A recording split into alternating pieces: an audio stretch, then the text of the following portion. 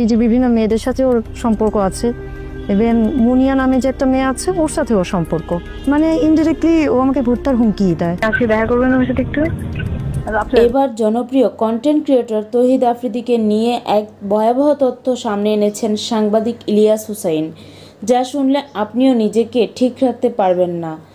জনপ্রিয় content creator তৌহিদ আফ্রিদি, তার আরও একটি পরিচয় আছে। সে হচ্ছে বড় মাই টিভি চ্যানেলের একমাত্র মালিক, যার নাসিরউদ্দিন সাথীর একমাত্র ছেলে।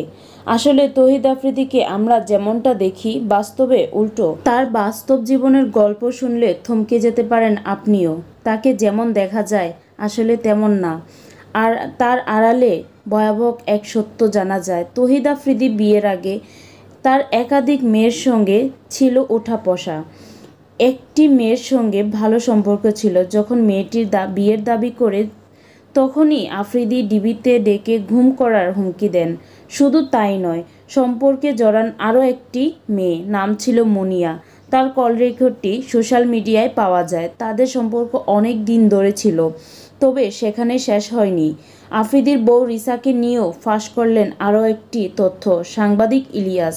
রিসার বিয়ের আগে রিসার একজন বয়ফ্রেন্ড ছিল, তবে এই জায়গায় আফ্রিদির প্রভাব খাটিয়ে ডিবিতে নিয়ে রিসার আগের সম্পর্ক বিচ্ছিন্ন করে দেয়। রিসার আগের বয়ফ্রেন্ডকে ঘুম করে সরিয়ে দেওয়ার হুমকি দিয়েছেন। এরকম অন্যায় সব কিছু ঢেকে রাখত শুধু একমাত্র ডিবি হারুনুর রশিদের কারণে।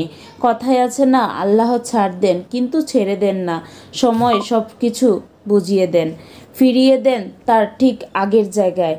ঠিক যেন এমনটি হলো তৌহিদ আফ্রিদির পরিবারের সঙ্গে। তাদের পরিবারটাকে একটা সময় বলা হতো রাজ পরিবার, রাজকীয় বংশ, কিন্তু আল্লাহর কি নির্মম খেলা, নিমিষে শেষ হতে যাচ্ছে রাজ পরিবার। যাই হোক, সকলেই ভালো থাকবেন, সুস্থ থাকবেন, সত্যের পথে অন্যায় দেখলে প্রতিবাদ করার চেষ্টা করবেন। দেখা হচ্ছে নেক্সট ভিডিওতে। এতক্ষণ পর্যন্ত ভিডিওটি দেখার জন্য সকলকে জানাচ্ছি ধন্যবাদ। আল্লাহ হাফেজ।